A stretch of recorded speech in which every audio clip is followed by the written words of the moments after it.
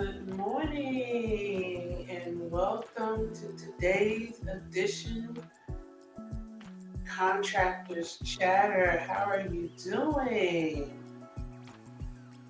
Oh wow. This is season 3 of Chatter. You know what? Let me know if you can hear me. I have my external mic still plugged up. And I need to know if you can hear me. I'm streaming live to YouTube and LinkedIn this morning. It's been a longer break than I initially planned, but it was a much needed break. Oh wow.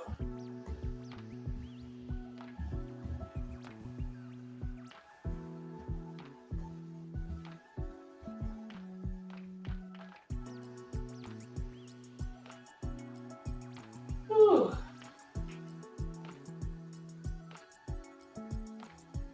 I tell you, it's really, I needed the break. Oh my God. So let's get this party started.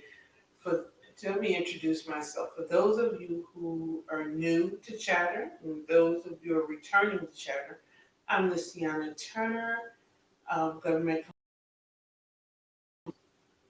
ho- excuse me, government compliance specialist. I have 20 plus years experience in the industry, working for two of the largest DoD contractors, currently working as an independent consultant, providing services to companies seeking work seeking to expand within the government contracting industry. Chatter is a legislative and business platform. We discuss everything business, we discuss everything government contracting. So we're just returning from a very long break. Well, it's not a long break. We've just been on break for a couple of months. And, a lot has happened. Sunday was the beginning of the government fiscal year. Saturday midnight, Congress passed a 45-day continuing stop gas spending bill. They averted a government shutdown.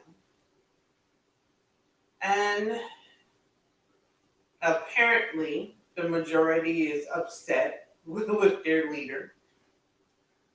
However, government contractors are now starting to see a whole lot of articles about what to do in the event of a shutdown. We are in the midst of an election cycle for the president, about to vote for president, and there are several local seats up, congressional seats up. There's just a lot going on right now. And I bring this up because all of this affects government contractors and government contracting. I'm a member of various government contractors, and I saw a question asked of a new contractor. And they were talking about how SAMS, and if people don't know, that is or new to government contracting. SAMS is the portal every government contractor must register in. And SAMS is also the portal that houses every government opportunity. So they've noticed over the last week there aren't a lot of opportunities in it. Or there weren't a lot of opportunities in there. And apparently, a lot of contractors aren't aware that towards the end of the government fiscal year and the transition into the new year, SAMS doesn't post a lot of opportunities. That's because they have to transition in the new budget. I wasn't aware people weren't aware of that. SAMS, the government doesn't work like the B2G world or the B2C world. And for those who aren't familiar with those acronyms, that's business to consumer or business to business. The government actually, or SAMS actually has to upload or recognize the new spending goals for the new fiscal year. So if there was a government shutdown, SAMS would have to recognize that shutdown. Or SAMS would have to recognize that there is a spending limit during the shutdown. So the question was just interesting to me.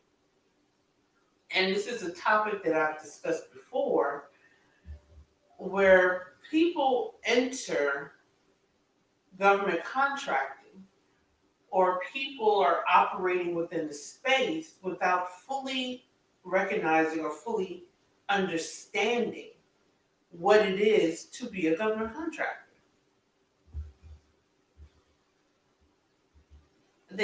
They're operating in the space without fully understanding or fully recognizing what it is or what the rules or how appropriations or how the operations of the space go. So when we flow from year to year, they're not recognizing the year in and year out flows. They're not understanding that SAMs will trickle in and trickle out. They're not understanding the appropriation process. They're not understanding that there are periods or quells.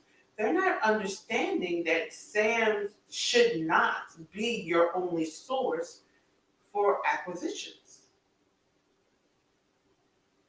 So they were concerned, they were worried. And then some of the responses that they were receiving, I found troubling. And I understand people pitching their business, but how are you pitching your business without answering the question?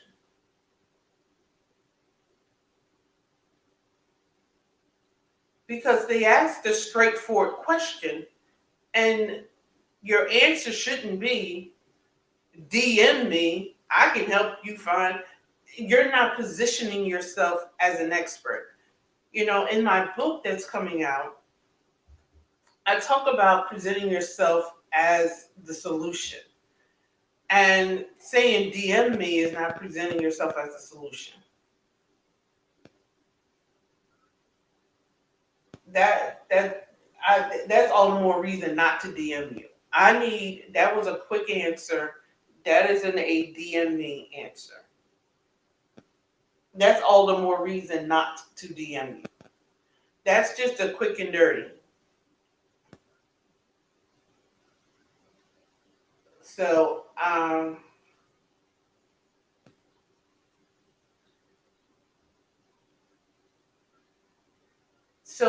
anyone new into the space, and it doesn't matter the age of your business, anyone new into the space, just understand as the government fiscal year begins, and if for some reason SAMS is your only source of contracting data,